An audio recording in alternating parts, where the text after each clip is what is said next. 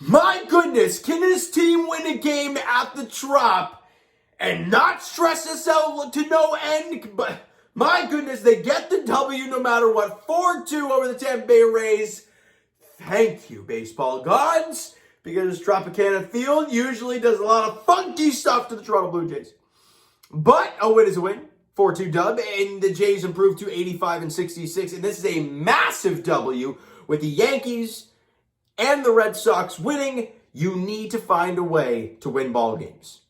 And you're playing Tampa, right? They're playing these garbage squads. They're playing the Mets. I think the Red Sox were playing. The Yankees are playing the really lonely Texas Rangers. So they're just walking all over these teams where we got to play the division-leading Rays. So for us to pick up this game today, it's huge. Alek Manoah got the bump for the Blue Jays, and this guy is the definition of a dog. The fact that this guy is not being talked about for Rookie of the Year consideration is a joke. It's a ridiculous joke. Because in this game today, he flat out battled. He walked 6 guys. Found a way to only give up 2 runs over 6 innings. He was incredible. Bottom of the second inning, though, not a great start for Alek Manoah. Brendan Lau hits an RBI single. Mike Zunino comes in to score, all with a 2-out rally, giving the Rays a 1-0 lead. Then at the top of the third inning, the Jays have runners on the corners with nobody out for Breivik Valera. And I gotta say, Breivik Valera has done a great job of finding ways to get the job done, whether it's a sac fly, whether it's a sac bunt, whether it's an RBI ground out, whatever the case may be. And he did that again in the top half of the third inning to tie the game with an RBI ground out just right of second base, but they were in the shift, so no double play could be made. And Gurriel comes in to score in the play to tie the game at 1. So we're feeling pretty good now. We go to the top of the 5th inning. Gurriel up again, and he crushes one to left center field. The question is, does it have the wings? And it does. Putting the Jays up now 2-1 at the top of the 5th. All right, we're feeling pretty good now. You got a lead. However, we saw that get evaporated yesterday, and the way Alek Manoah's command is in this game, we're not quite sure how this is going to go.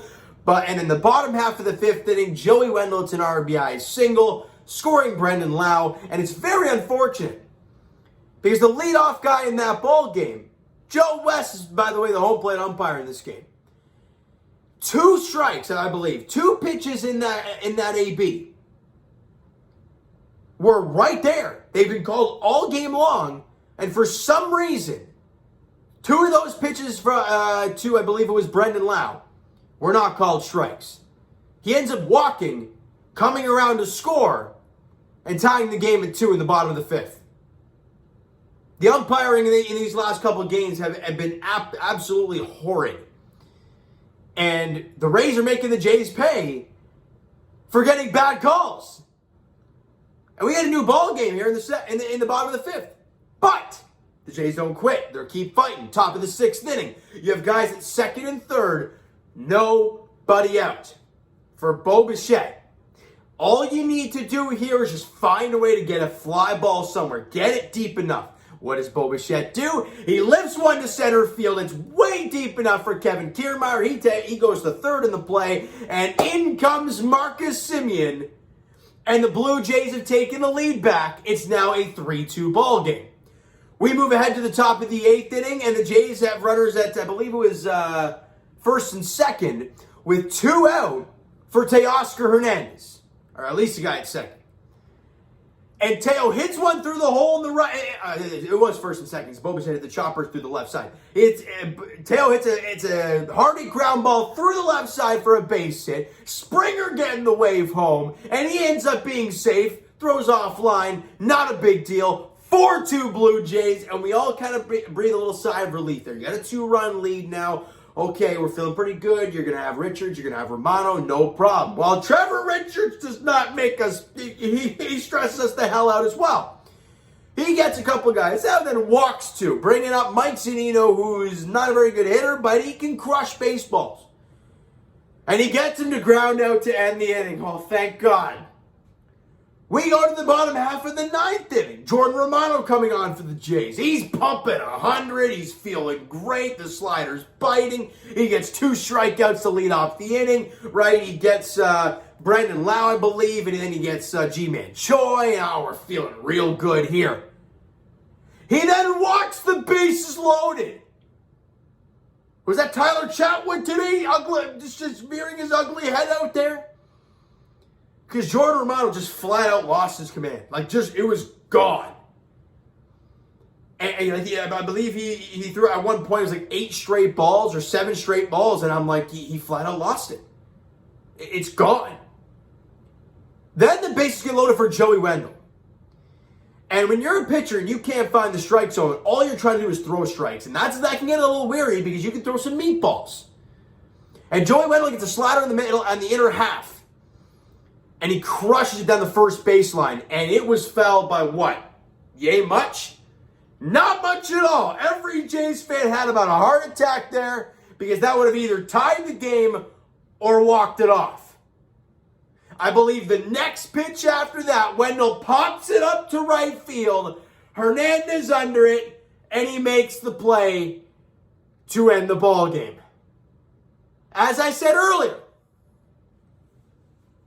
can we have a day at the Trop where it's not nail-biting, no matter what the score is? I thought a 2-run lead was pretty nice, especially after you struck the first 2 guys out, but the Trop voodoo veers its ugly head. It makes the stress like crazy, but like I said earlier, a win is a win at this point in the year against that type of opponent. Insane stuff. All right, let's get to some stats here real quick. Vladdy went 2 for 4 in the ball game. Good to see him get the bat going a little bit in this game. He had a double down the third baseline, and I believe he had a rip single as well. He also, I think he had another hard hit ball right at somebody. There's a lot of those today as well. Lourdes Gurriel Jr. went 2 for 4 with 2 runs scored, an RBI on his home run. And the Jays had a total of 8 hits and 7 strikeouts in the game, but you made your opportunities count. You had the RBI single, you had an RBI ground out, you had a sacrifice fly, and to add insult to injury, you had a solo bomb, right? You had a little bit of everything offensively today from the Jays, and a really nice pitching performance from Alek Manoah. However, the pitching staff overall had 11 walks. You do that again to the Tampa Bay Rays, they will beat you down.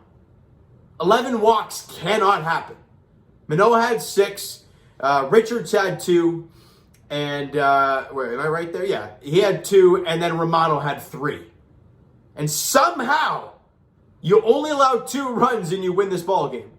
Wild stuff. Alek Manoah ended up going 6 innings, allowing 5 hits, 2 runs, struck out 7. What the hell was that? Struck out 7, and he walked 6. The fact that he ended up going 6 innings, 7 strikeouts, the pitch count usually goes up a bit when you're striking out a lot of guys. And the fact that he walked 6, and he still went 6 innings, you got to give the guy credit. He had a couple of really quick ones, and that was a big part in him ending up going 6 for the Toronto Blue Jays. Tim Meza, flat out fantastic. He went an inning, no hits, no walks, just clean strikeout. The one inning where we could all breathe a sigh of relief, and I think he went through 10 pitches as well, so he was fantastic.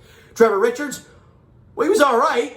Lost the zone, though, a little bit. Went an inning, walked 2 guys. No hits, no runs, no Ks. Ended up getting, so that's the main part. And Jordan Romano went an inning, 2 strikeouts, walked 3, but picks up the save number 20 in a row for Jordan Romano, and he continues to roll for the Toronto Blue Jays as much as it wasn't pretty. Great closers in this game find ways to get it done even when they don't have their greatest stuff. Even though I thought he had his great stuff today because he was pumping 100, but alas, he found a way to get the job done and not allowing a run to cross. And that's all that matters in this game today. All right? Tomorrow is going to be a very, very weird ball game. Not only is it a Wednesday game at 3:10, I literally have here to be determined for both pitchers. Now, we're assuming Ross Stripling will get the bulk or the start for the Jays tomorrow. But initially, it was supposed to be Michael Wacha pitching for the Rays. But he pitched tonight in a long relief role to kind of end the ball game. So who the hell is pitching for them tomorrow? I don't know. Either way, the finale is tomorrow, and Jays fans, I want to take a little bit to talk about this. This final game is so crucial. You win this game. First off, you would have won back-to-back series against the Rays in a matter of a week and a half, probably, or a week and a half. You'd be at least staying in a playoff spot, right? And with the Yankees, they're finishing up their series with the Texas Rangers, and the Red Sox got the Mets, so you're looking at a possible 2 Ws there. The Yankees then play the Red Sox for 3, the Jays for 3, and the Rays for 3 to end their year. You find a way to stay above the Yankees after their series is done, and then they have 9 insanely difficult games to end the year. The Jays would put themselves in a really good situation to play the Twins for 4, the Yankees then for 3, and the Orioles for 3 in a great spot. Tomorrow is massive. Whoever the hell's pitching tomorrow better have their good stuff, because it's going to be a dogfight tomorrow. All right, so you know what, guys? That is going to do it for this one. If you enjoyed the video and enjoyed the game there this evening, because it was entertaining but stressful as hell. That's September baseball when it means something. Smack the like button to appreciate that. Hit the subscribe button if you guys are not already. Comment down below thoughts on the video, thoughts on the game, what you like, what you not like from today's ball game from the Toronto Blue Jays. Twitter is down below for myself. Follow up, send me a DM, all that great stuff, guys. The Instagram link is down below as well. So follow down below if you haven't done so already, guys. Come on, hurry up. And also check out the Blue Jays Center page, because myself, Cole, Mark, and Rob did our post-game live stream on there today, so go check that out. We had a great discussion about today's ball game for the Toronto Blue Jays and also the Kevin Kiermaier nonsense that happened yesterday. I didn't even get a chance to talk about that, but you guys definitely will in the comments. That's fine by me. All right, so go check out Blue Jays Center, and I will talk to you guys Jays Edition tomorrow. I guess it'll technically be early evening, as the finale of the 3-gamer against the Rays at the Trot, the final game there of the regular season. Thank the Lord, as the Jays look to wrap up that series with a very, very good note. I'm assuming Stripling's get the ball for the Jays tomorrow, and I have no idea who's going for the Rays tomorrow afternoon in the series finale. All right, and as for the Leafs, I'm debating doing a preview either tomorrow or Thursday. I'll have to have a look at off days and whatnot for the Blue Jays and when all that stuff figures out. But it might be coming out tomorrow for you guys, just giving you a heads up now, right? So thank you guys so much for listening and watching. I hope you enjoyed the video and the ball game today. We'll talk to you guys then.